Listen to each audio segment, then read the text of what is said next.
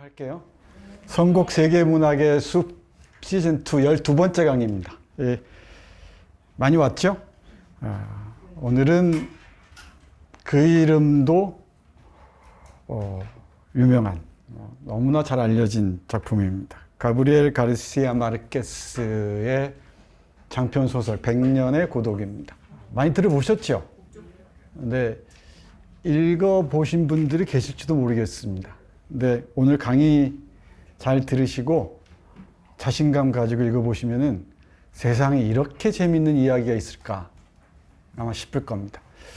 이 전문가들만 좋아하는 그런 작품이 아니고 이 현실과 환상을 늘 함께 살아가는 우리들에게도 얼마든지 재밌게 다가오는 그런 작품입니다. 제목을 막곤도가 이 소설의 배경입니다. 이 작품의 배경인데 상세한 얘기는 뒤에서 하겠습니다.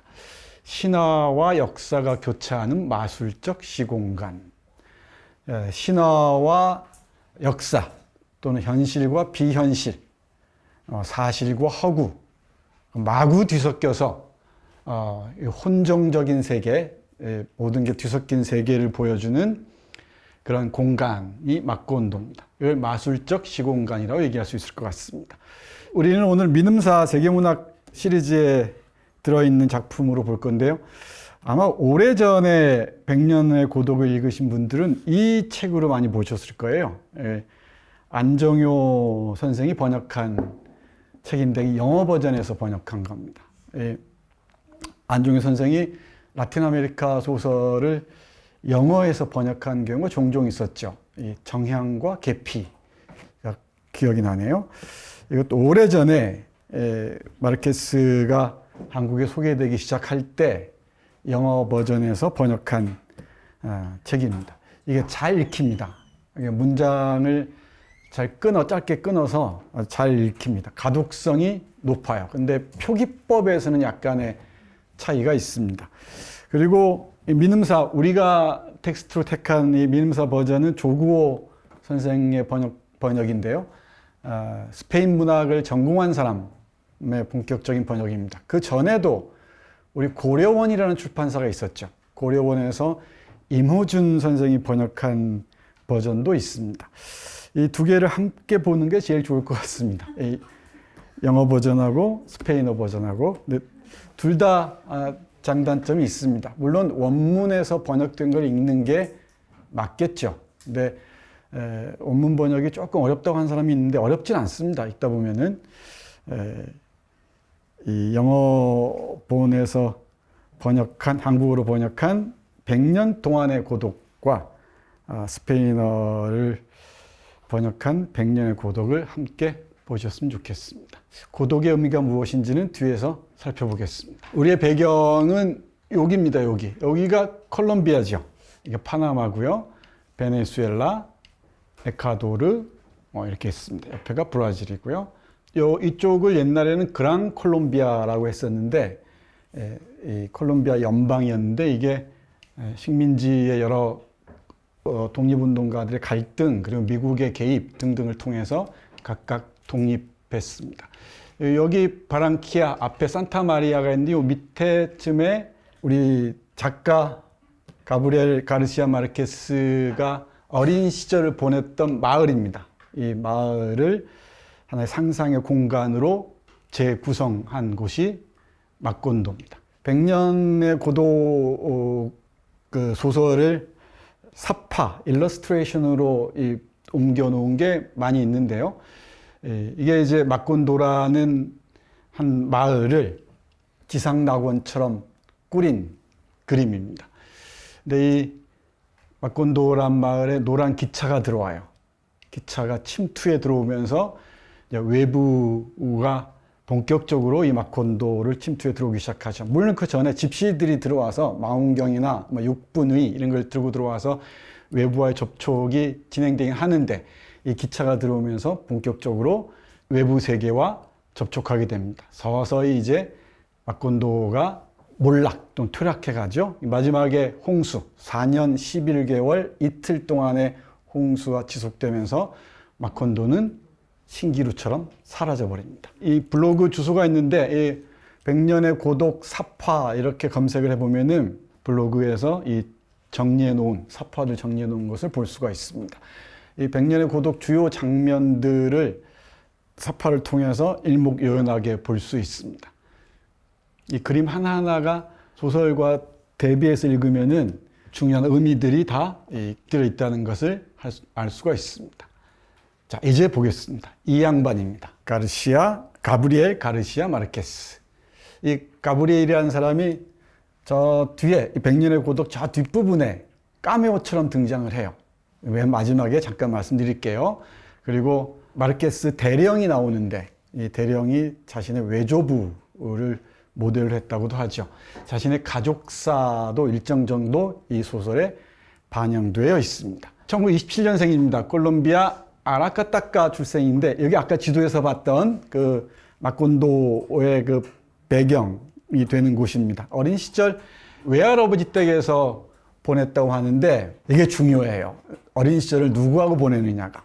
아주 정형화된 교육 시스템 아래 놓인 그 부모에게서 받아들이는 그 부모 아래에서 자란 사람들은 훌륭한 예술가가 될 수가 없습니다. 뭔가 좀 삐져나와야 돼요. 뭔가 다른 그 삶의 경험이 있어야 됩니다. 이 마르케스는 외할아버지 댁에서 생활하는데 이 외할머니가 이야기꾼이었던 모양입니다. 그러니까 외할머니가 전설, 신화, 뭐 환상 이런 게 막 뒤섞인 얘기를 자연스럽게 해주는 거예요. 우리도 다 기억하죠. 도깨비 얘기든 그죠? 뭔가 합리적으로 설명할 수 없는 건데 이야기 속에서는 자연스럽게 섞인단 말이에요. 그 얘기를 별 의심 없이 들었던 거죠. 그러니까 마르케스 소설의 원형이 바로 이 할머니의 이야기가 아니었나 싶어요. 그러니까 콜롬비아의 민담들, 전설들, 뭐 수많은 이 민중들 속에 스며들어 있는 이야기들을 할머니의 입을 통해서 들었던 것 같습니다.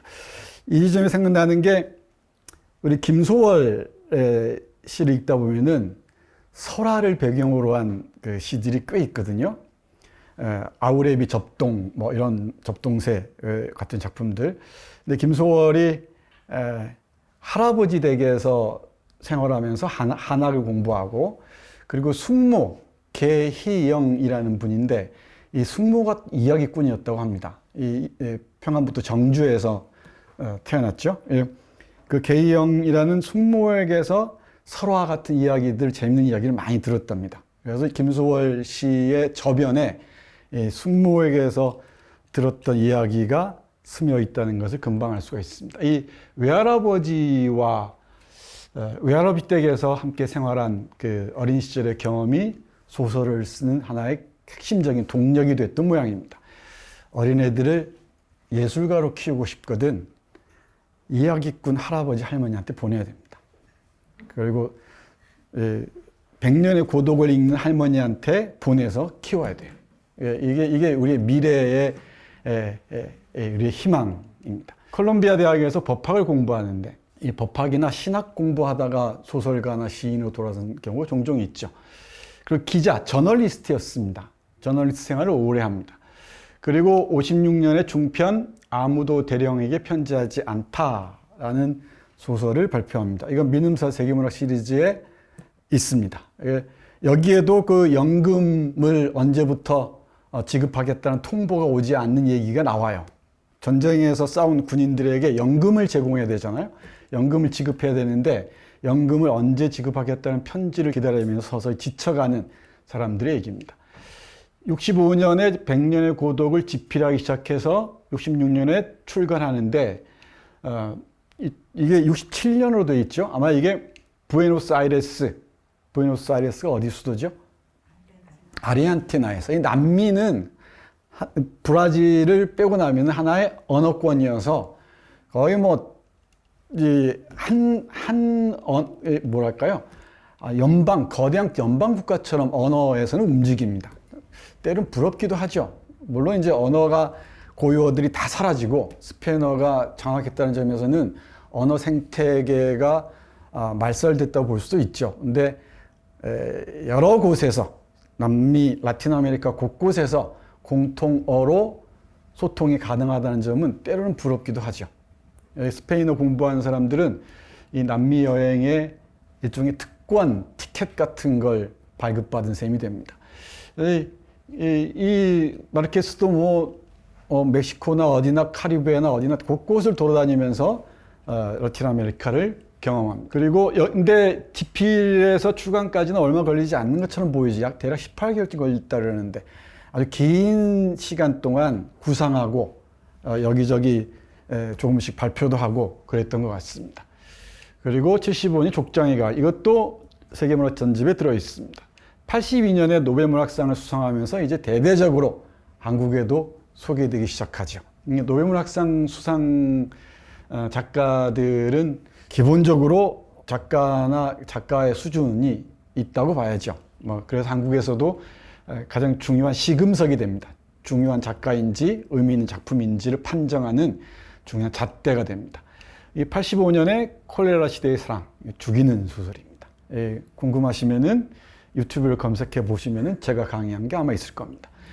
이게 사랑과 다른 악마들이란 장편도 있고요. 그 이외에 단편 소설들도 많이 있습니다.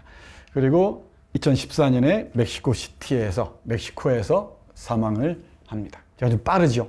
왜냐하면 오늘 많아요, 할 얘기가. 그래서 앞부분에서 우리가 시간을 편하게 보낼 틈이 없습니다. 개략적으로 보겠습니다. 이 얼굴 보시면은 원주민 얼굴이 아주 많이 남아 있죠. 이 콜롬비아 쪽은 원주민이 좀 강세를 보입니다.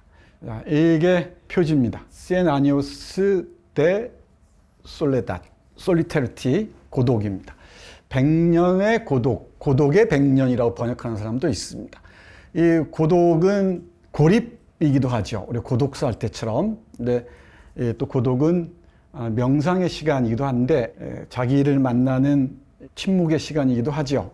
둘 다의 의미로 보시면 될 것 같은데 이 고독은 이 소설에서는 부정적으로 쓰인 것 같습니다. 이거 천천히 보겠습니다만은 남미, 라틴 아메리카 또는 좁게 얘기하면은 마콘도 또는 콜롬비아, 라틴 아메리카 또는 인류의 삶 전체를 포괄한다고 볼 수 있을 텐데 이 고독에 갇혀서 사랑과 연대 가능성을 상실해버린 인간의 비극을 이 제목이 드러내고 있는 것으로 보시면 될 것 같습니다. 시간은 1819년 대략 이 무렵부터 1930년대까지입니다. 중요한 시점인데 이 시점이 콜롬비아가 스페인으로부터 독립한 시점이에요. 그리고 이 시점은 이른바 바나나 대학살이라고 해서 이 영어 발음하면 비웃을 거죠. 버네너 매서커라고 1928년에 콜롬비아에서 이 바나나 농장에서 대학살이 벌어집니다. 그때까지, 그 시점까지입니다. 공간은 마콘도고요. 아카라타카라는 그 어린 시절 마르케스가 할아버지하고 보냈던 그 근처를 공간적 배경으로 삼는데 사실은 현실과 비현실, 상상과 이 허구 이런 게 다 뒤섞인 그런 시공간입니다. 인물들은 너무너무 많아요. 너무 많은데 여기 이 책 보면은 뒤에 맨 앞에 그 가계도 패밀리 트리가 나와 있습니다. 여기 보면은 이게 부엔디아 집안입니다. 부엔디아가 스페인어로 좋은 시간, 좋은 시절 이런 뜻입니다. 그러니까 good times 이 정도 될까요? 좋은 시절입니다. 근데 이 성이 부엔디아니까 좋은 시절이라는 성을 가진 집안이 이 소설의 인물들이 다 소속되어 있습니다. 그러니까 이게 반어적이죠.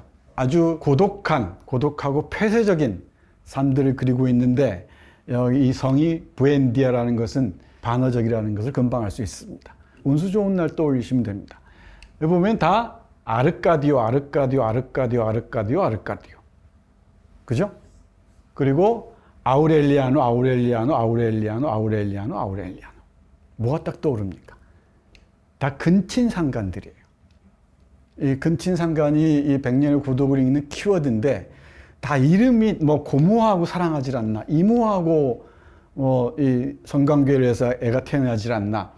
그러니까 어떤 그 막곤도라는 시공간에서 이 근친상간으로 폐쇄된 어떤 사랑을 통한 새로운 연대 가능성을 매개로 해서 확장되고 심화되는 인간의 삶이 아니고 그 안에 고립돼 버린 거죠.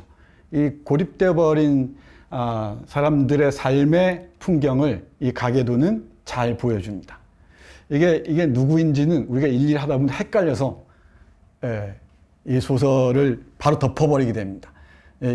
이 표를 프린트해서 딱 책갈피에 끼워놓고 보면서 하나씩 따라가다 보면은 얘가 얘구나라는 걸 알 수가 있습니다. 이 호세 아르카디오하고 아우렐리아노로 크게 볼 수 있는데, 이 호세 아르카디오는 좀 정열적인 사람, 뭔가 외향적인 성격의 사람이 주류고요. 이 아우렐리아노는 뭔가 좀 은둔적이고 자기 고립적인 성격을 갖습니다. 중요한 인물은 이 막곤도를 세운 이 호세 아르카디오 부엔디아. 이 아르카디오란 말은 아르카디아에서 왔다는 게 정설인 것 같습니다. 그리스 신화에서 아르카디아 하면 낙원이죠. 아르카디아.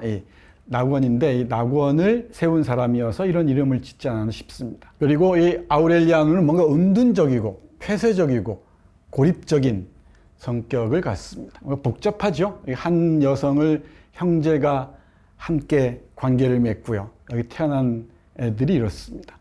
여기 형이고 여기가 아우인데 이 필라르 테르네라는 여성을 이 형제가 함께 공유하죠. 공유란 개념이 말이 정확한지 모르겠는데 여기 태어난 아르카디오와 아우렐리아노 호세가 있습니다. 그리고 아우렐리아노 부엔디아가 주요 인물 중에 한 사람이죠. 2대죠, 2대. 이 사람이 대령으로 불립니다. 이 대령으로 불리는데 이 대령은 20년간의 전쟁을 겪으면서 나중에는 황금 물고기를 만드는 그 작업에 스스로를 유폐해 버립니다. 여기에서 17명의 아우렐리아노들이 있습니다. 미녀도 있죠. 미녀 레메디오스. 몽환적인 백치처럼 보이기도 하고 밤무 파탈처럼 보이기도 하는 인물입니다. 하나하나가 아주 독특해요. 근데 대개의 경우 근친상간으로 묶여 있다는 걸 알 수가 있습니다. 이게 스스로를 고립시킨다는 거죠.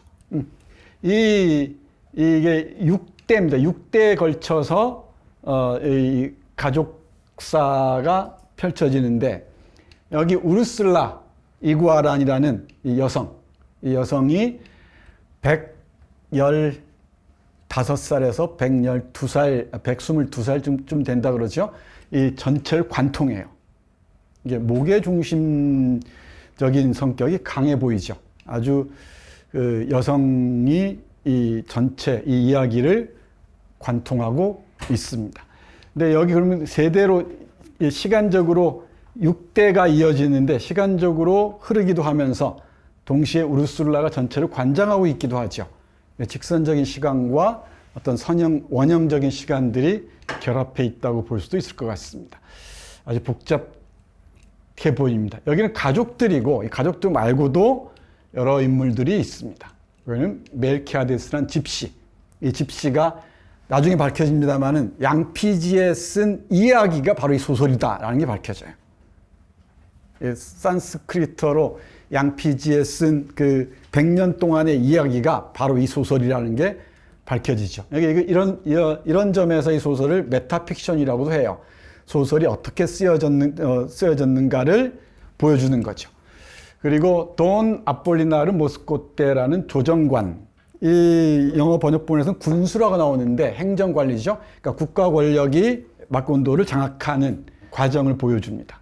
그리고 헤리넬도 마르케스 대령인데 이 사람이 바로 작가 마르케스의 외조부를 모델로 했다고 해요. 부엔디아 대령의 친구로 나옵니다. 미스터 허버트하고 브라운 이런 사람들 미국인 사업가입니다. 등등 아주 많은 인물들이 등장합니다. 그래서 이 너무나 많은 인물들 때문에 이 소설을 읽는 게 성가셔요. 근데 이 정도 성가신 수준은 넘어서야 이 대작을 만날 수가 있습니다. 백년의 고독을 한마디로 정리하면은 많은 사람들이 얘기하는 겁니다. 라틴 아메리카의 묵시록적 비전이다. 아포칼립스죠. 그러니까 라틴 아메리카가 고독 속에서 어떻게 서서히 사라져가는가, 그 비극적인 비전이다라고 얘기를 합니다. 이건 좁게는 마콘도, 또는 조금 넓으면 콜롬비아, 조금 더 넓으면 라틴 아메리카, 더 넓게는 인류의 삶을 포괄한다고 얘기를 하죠. 이제 요 5개의 키워드를 얘기를 해야 됩니다. 슬라이드 한 장 한 장씩 해야 되는데 압축해서 간략하게 설명하도록 하죠. 소설의 죽음과 마술적 사실주의라는데 60년대에 접어들면서 소설의 죽음을 얘기하는 사람들이 많아져요. 미국의 작가 존 바스도 그렇고요. 또 미국의 비평가 누구죠? 또 깜빡했네. 레슬리 누구죠? 레슬리 모먼데 확인해 보시기 바랍니다. 이 사람들이 소설의 죽음을 얘기합니다. 이제 소설의 기능이나 예술적인 그 힘을 상실했다. 이렇게 얘기하면서 이제 소설의 죽음을 선언합니다. 근데 소설의 죽음 얘기는 소설의 탄생부터 있었어요. 다음 시간에 얘기할 라블레의 가르강띠와 팡타그레일부터 소설의 죽음 얘기가 떠들었습니다. 인문학의 죽음을 얘기하는 사람들 많이 있죠. 늘 인문학 죽었다고 얘기했었어요. 근데 또 필요할 때는 인문학이 화려하게 부활하기도 하죠. 아무튼 60년대는 유럽에서 소설의 죽음을 타전하기 시작합니다. 그런데 여기에 이 멋지게 반발하듯이 마르케스가 이 백년의 고독을 들고 나옵니다. 그러면서 마르케스와 그 일단의 라틴 아메리카 작가들이 내세운 게 마술적 사실주의입니다. 리알리스모 마지코 그러는데 이 영어로 매직 리얼리즘이라죠. 이 매직 리얼리즘이라는 말을 처음 쓴 사람은 알레호 카르펜티에르라는 쿠바 작가입니다. 따라해 볼까요? 알레호 카르펜티에르. 이것도 찾아보시면 유튜브에 어딘가 있을 겁니다. 제가 강의한 게 있을 겁니다. 지상의 왕국이라는 소설을 쓰는데요. 얄팍한 소설입니다. IT를 배경으로 한 소설인데 아주 흥미진진합니다. 쿠바의 작가 소설 읽어본 적은 없죠. 쿠바 하면 카스트로는 잘 알고 체 게바라도 알고 그러는데 문학은 잘 몰라요. 문학이 없을 리가 없죠. 그 쿠바를 대표하는 작가가 알레호 카르펜티에르입니다. 이 지상의 왕국에서 이른바 경이로운 현실이란 말 얘기하는데 이게 무슨 얘기냐면은 유럽의 그 모더니즘 소설들은 이른바 너무 인위적으로 비틀고 이 초현실적인 거 조작해내고 너무 그러니까 자기적이란 거예요. 너무나 난해하게 만들어놨다는 거죠. 그래서 대중과의 거리가 멀어진다는 거죠. 그러니까 사실 이 제임스 조이스의 율리시스를 읽거나 한국으로 얘기하자면 이상의 소설을 읽거나 그러면은 너무나 이야기들을 틀어놓고 인공적으로 너무나 정교하게 조작해놨단 말이에요. 그러니까 난해해요. 그건 더 이상 이 리얼리즘이라고 얘기할 수가 없다. 그러면서 자신이 IT 쪽을 보니까 여기는 온갖 사물들이나 이 자연 현상, 인간의 삶 등이 그 자체로 경이롭다는 거예요. 그 자체로 마술적이라는 거지. 그러니까 그 남미의 삶을 자연 환경이나 인간의 삶을 보면은 현실과 비현실이 뒤섞여 있고 환상과 뭐랄까요? 이 역사가 마구 뒤섞이고. 그죠? 그 자체가 바로 마술적인데 그것만 이야기하면 된다는 거지. 그것만 자연스럽게 이야기하면 되는데 여기 인간적인 자귀 또는 조작이 가해지지 않아도 그 이야기만 들어도 된다는 겁니다. 이걸 이야기의 복원이라고 얘기를 해요. 그러니까 유럽에서 모더니즘은 인간의 의식이 과도하게 개입해서 너무 난해하게 창작함으로써 대중과의 거리를 넓혀놨다면은 남미의 이야기들은 그 자체로 경이로워요. 놀랍습니다. 그리고 환상과 현실의 경계가 아무렇지도 않게 오가요. 그건 그대로 소설가는 이 얘기만 하면 된다는 거죠. 이게 바로 경이로운 현실이라는 겁니다. 이게 알레오 카르펜티에르가 지상의 왕국에서 정의한 것입니다. 그러니까 이 서사의 구원은 남미에서 가능하다는 거지. 이건 이 바르가스 요사나 이런 사람들이 계속 이제 지원합니다. 물론 이제 이게 여기에 대한 비판도 없지 않는 것 같습니다만은 우리 거기까지 나가지 말죠. 이 신화로의 이 귀환이냐, 그러면서 미래적 비전은 어디 갔느냐 이런 비판도 있는 모양인데 이야기를 대중들에게 돌려줬다는 점에서는 이건 소설사에서 세계 소설사에서 주목할 만한 지점, 사태, 사건이라고 얘기할 수 있겠죠.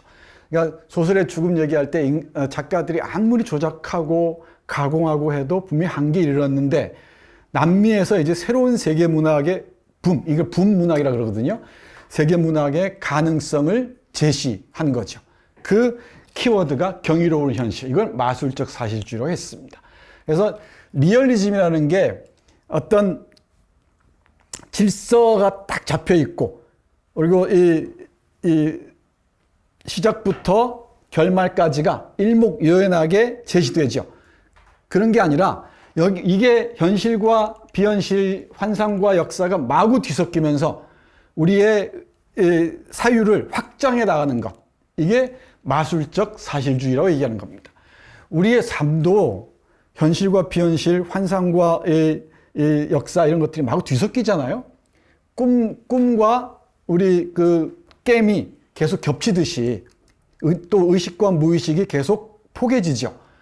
그런 것을 전면에 부각함으로써 인간 소설을 통해서 인간이 개인과 세계를 볼 수 있는 시야를 확대해 나갔다는 거죠. 그러니까 이 마술이란 말에 너무나 뭐랄까요, 비현실성을 과도하게 비현실적인 의미를 과도하게 부여할 의미는 필요는 없을 것 같습니다. 그 다음에 역사와 소설, 이 가족사 소설하고 함께 봐야 될 것 같습니다. 이거 패밀리 사가라고 얘기하는데, 사가는 아일랜드 이쪽의 그 중세 서사시를 얘기를 합니다. 가족 대하 소설 정도 얘기할 수 있을 것 같은데, 우리 토마스 만, 우리 다음 시간에 마이산을 하죠. 토마스 만의 노벨문학상 수상작이 부덴브로크가라는 걸작이 있습니다. 가족사 소설의 대표작이죠. 독일 쪽에서는 라테츠키 행진곡, 한국에서는 3대 같은 게 있죠. 이런 게 가족사 소설인데, 이 가족사를 통해서 그 역사를 비춰보는 거죠. 이게 세계문학사의 큰 흐름이 있습니다. 흐름이 있는데, 이 마르케스의 100년의 고독도 이 가족사 소설에 편입될 수 있을 것 같습니다. 6세대에 걸친 가족사를 통해서 콜롬비아의 역사를 문학적으로 또 소설적으로 재현 또는 재구성했다고 볼 수 있을 것 같습니다. 이 하나하나 가지고 참 많은 얘기를 할 수 있는데 개략적인 의미만 파악하도록 하겠습니다. 이 마콘도는 실제로 뭐 농장의 이름이었다고도 하고요. 근데 이 농장의 의미를 훌쩍 뛰어넘어서 현실과 비현실, 역사와 환상 등등이 충돌하는 혼종적인 시공간으로 보시면 될 것 같습니다. 마술적 시공간으로 보시면 될 것 같고, 좁게는 콜롬비아를, 넓게는 인류의 역사를 아우르려는 그 야심찬 그 기획 아래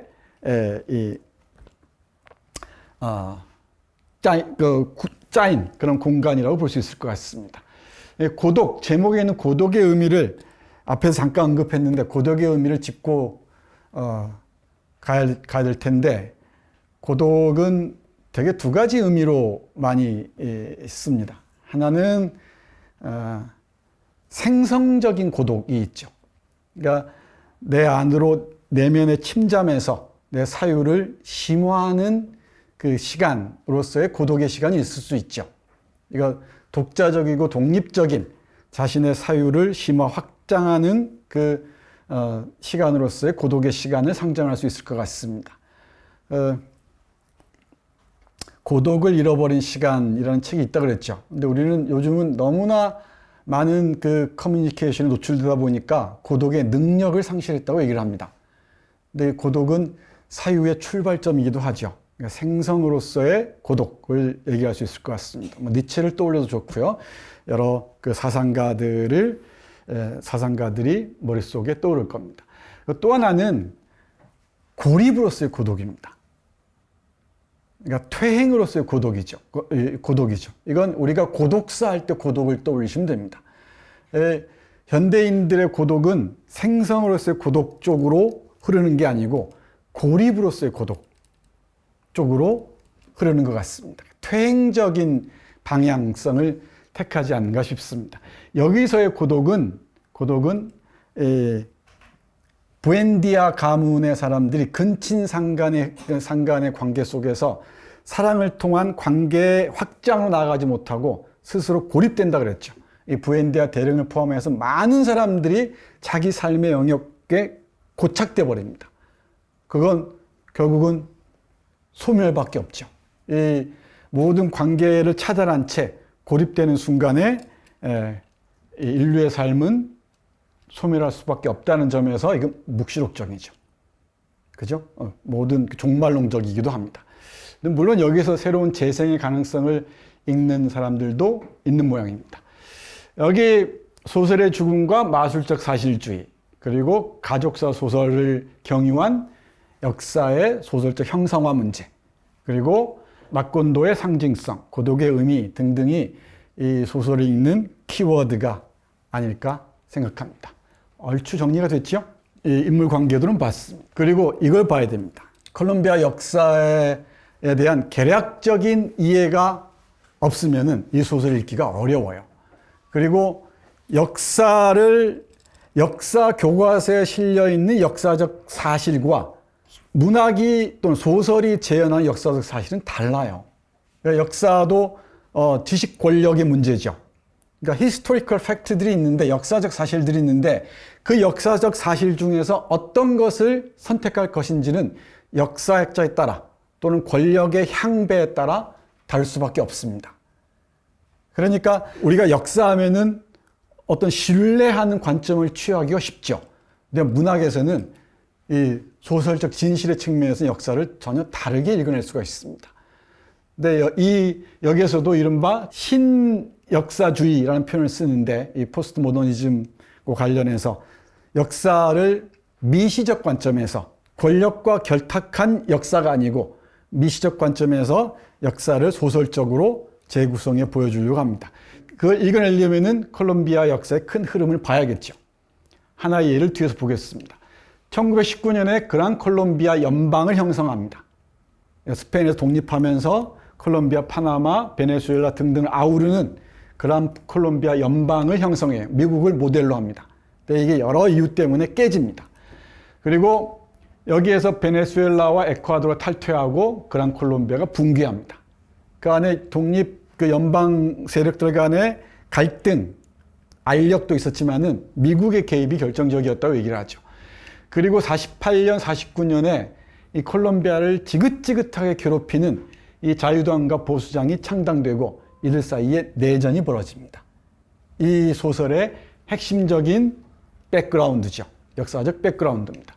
그리고 86년에 콜롬비아 공화국이 선포되고 1903년에 파나마가 분립됩니다. 이 미국의 영향권 아래에 있었죠.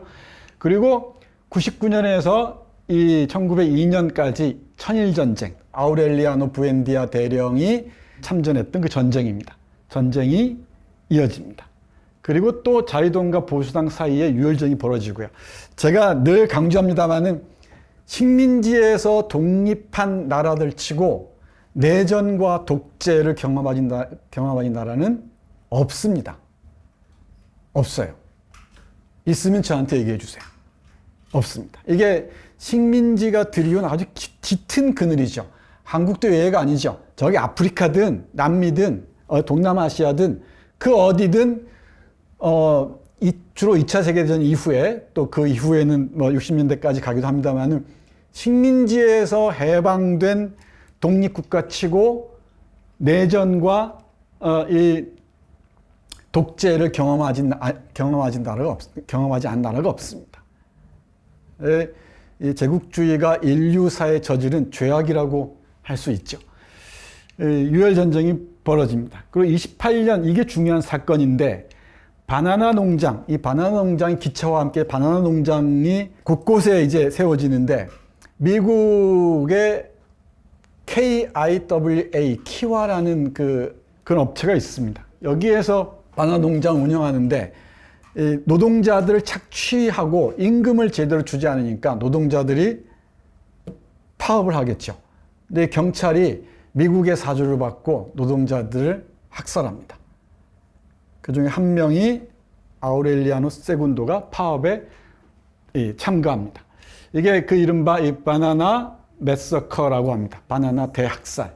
이 소설의 또 중요한 역사적 백그라운드예요. 이게 천일전쟁하고 이 바나나 대학살, 이게 이 소설에서 읽을 수 있는 아주 중요한 역사적 뒷배경입니다. 그리고 58년 국민전선협정이 맺어지면서 두 당, 자유당과 보수당이 교대로 정권 담당하기로 하고, 그러다가 또 60년대 이후에는 좌익과 우익의 무장투쟁이 이어집니다. 남미 참 복잡하죠. 경이로운 세상입니다. 물론 한국도 그에 못지 않습니다. 한국도 참 경이로운 현실에서 살고 있죠. 이게 그 철도 파업 장면입니다. 이런 소설들 읽을 때는 그 나라 역사에 대한 기본적인 지식이 있어야 돼요. 그렇지 않으면은 허무맹랑하게 읽힐 수도 있습니다. 이 역사적 사실을 기본적으로 장착하고 이게 소설적으로 어떻게 변용되는지, 변주되는지를 읽어야죠. 그 다음 보겠습니다. 어떤 분이 좀 개요를 설명하고 강의를 진행했으면 좋겠다라고 얘기한 적이 있어요. 그래서 한번 해보겠습니다. 이 개요를 한번 보세요. 근데 모든 글쓰기의 출발은 요약입니다. 요약. 그러니까 어떻게 요약하느냐에 따라서 그 글을 어떻게 보느냐가 거의 드러나요. 그러니까 요약은 읽는 사람 숫자만큼 다를 수밖에 없습니다. 우리는 네이버에서 긁어오는 게 익숙하다 보니까 남이 요약해 놓은 거, 교과서적인 요약이 우리의 요약인 것처럼 생각하죠. 근데 어떻게 읽느냐에 따라서 요약은 달라질 수밖에 없습니다. 빨간 글자가 키워드들입니다. 호세 아르카디오 부엔디아는 사촌 우르슬라와 결혼합니다. 이게 마콘도를 수입한 사람이죠. 처음에 자기가 살던 담배 농사를 짓고 살았던 토착민인데 여기에서 누군가를 이웃 사람을 죽이고 이주해서 세운 것이 마콘도죠. 이들은 근친상간으로 돼지꼬리가 달린 자식이 태어날 것이라는 예언을 두려워하여 살던 곳을 떠나 외딴 곳에 마콘도를 세운다. 근데 이 예언이 두려워서 사촌 우르슬라가 결혼을 하고 나서도 남편이 가까이 오지 못하게 하는 그 유머러스한 일들이 많이 벌어집니다. 정말 재밌습니다. 환상과 현실이 마구 뒤섞이면서도 아주 자연스럽게 와닿아요. 마콘도 나오죠. 초기의 외부 접촉은 멜키아데스를 중심으로 집시를 통해 이루어집니다. 여기 온갖 문물들이 들어오죠. 유럽인들과의 접촉을 얘기하는 게 아닌가 싶어요. 그리고 이들을 통해 호세 아르카디오 부엔디아는 새로운 과학기술에 눈을 뜹니다. 이제 이 원시적인 그 질서가 잘 유지되고 죽음도 없는 낙원 같은 공간이었어요. 여기에 이제 집시들을 매개로 해서 새로운 외부의 문물들이 들어옵니다. 그리고 부정선거를 계기로 자유당과 보수당 사이에 내전이 발발합니다. 그러니까 역사적인 백그라운드 없이는 이해하기 어렵죠. 내전이 발발합니다. 아우렐리아노 부엔디아 대령은 자유파 혁명군에 가담하여 총사령관 지위까지 오릅니다. 그 후에 철도와 함께 문물이 밀려 들어오면서 마콘도의 질서는 무너집니다. 이 철도라는 이 미디어는 한 세계를 새로운 단계로 이끄는 결정적인 제도라고 할 수 있죠. 이 철도라는 제도니까 제도가 세상을 완전히 바꿔놓습니다. 한편 마콘도의 외국 자본을, 내전 나왔었죠. 이제 외국 자본이 밀려 들어옵니다. 미국 자본입니다. 이제는 미국 자본을 기반으로 한 바나나 공장이 들어섭니다. 그런데 바나나 공장 노동자들의 처우 문제가 대두하면서 파업이 발생하고 호세 아르카디오 세군도네요. 아우렐리아노 세군도가 아니고 아르카디오 세군도는 이 파업에 적극 참여합니다. 회사 측은 정부군을 끌어들여 많은 노동자들을 학살합니다. 이후 4년 11개월 2일 동안 장마가 이어지고 상징적이죠. 홍수로 다 쓸어버리는 거죠. 이건 아주 오래된 메타포입니다. 홍수 모티프는 죄악으로 가득한 세계를 쓸어버리는 자연적 징후들이죠. 4년 11개월 2일 동안 장마가 이어지고 장마가 끝난 뒤에 10년 동안 가뭄에 시달리게 되면서 마콘도는 점차 황폐해집니다. 그러니까 낙원으로 세웠던 마콘도가 외래 문명의 침입과 함께 점차 황폐해져 가는 그림을 그려 보이고 있죠. 그리고 부엔디아 집안의 마지막 아들 아우렐리아노는 자신의 이모인 아마란타 우르슬라하고 관계를 맺습니다. 이모하고 관계를 맺기도 하고 엄마하고 이상한 관계이기도 하고 고모하고 이상한 관계이기도 하고 근친상간이 이 부엔디아 가문을 옥죄고 있습니다.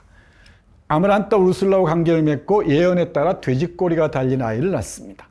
그리고 출산 후 우르슬라는 출혈로 죽고 아우렐리아노는 부엔디아 집안의 전우 양피지를 해독하는데 산스크리트어로 된 양피지를 해독하는데 이 양피지에 적힌 내용이 이 소설이더라 이 얘기입니다.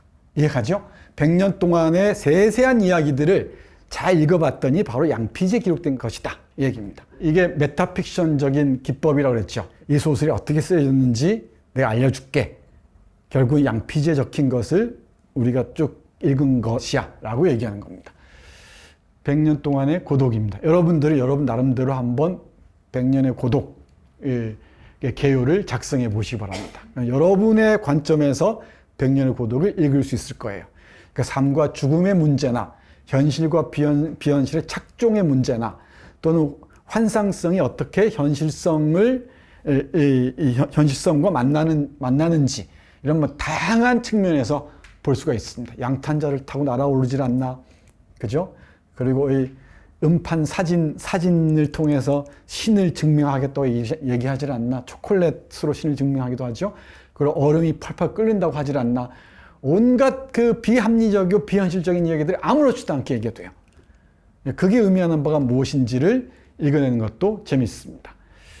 이 좋은 작품이 늘 그렇듯이 백년의 고독은 해성의 지평이 아득합니다. 그래서 갖가지 방법론적 잣대로 읽어낼 수가 있어요. 우리는 늘 그렇듯이 일부에만 집중할 수밖에 없습니다. 이제 말케아데스의 양피지 기록 또는 창작 방법부터 봐야 되는데 2부에서 이어가기로 하겠습니다.